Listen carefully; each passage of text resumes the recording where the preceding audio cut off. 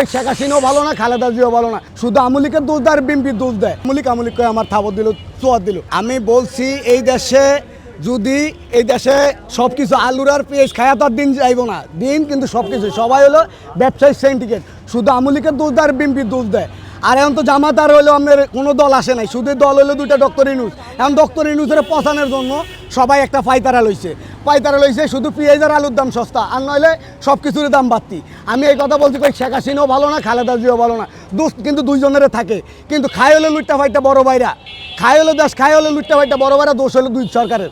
এখন এই জন্য এইসব কথা বলতে যায় আমি আমলিক করি, এই জন্য আমার গায়ে হাত দিল, আমার থাবত দিল, সোয়াত দিল। এরপর আমি আমলিক করি, এটা নিয়ে আমার ধাক্কা ধুক্কা আমার গাড়ি সে ঠেললে ফালাইয়া দিল।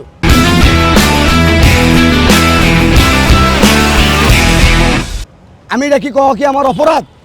এখন দেশে যে কোনো সরকার থাকুক, সরকারের নিয়ন্ত্রণে চলুক সব কিছু, না এখন যেমনি যায় এমনি সিন্ডিকেট, যেমনি যায় এমনি ব্যবসায়িক সিন্ডিকেট, এটা কহ আমার অপরাধ হয়ে গেছে। আমাকে মারছে 32 নম্বরে বঙ্গবন্ধুর বাড়ির সামনে। আমি ওই জায়গায় শুধু এই কথা বললাম, শুধু পেঁয়াজ আর আলুর দাম কি বাড়তি, কম, আর নাহলে সব কিছুর দামে তো বাড়তি। এই দুইটা খাইয়ে কি জীবন চলবো? না, সাধারণ লোকের জন্য কোনো সরকার কোনো কিছু করছে? এই কথা কওয়ার লগে বলে আমি আমলিক করে আমার থাবত দিল, চোয়াত দিল।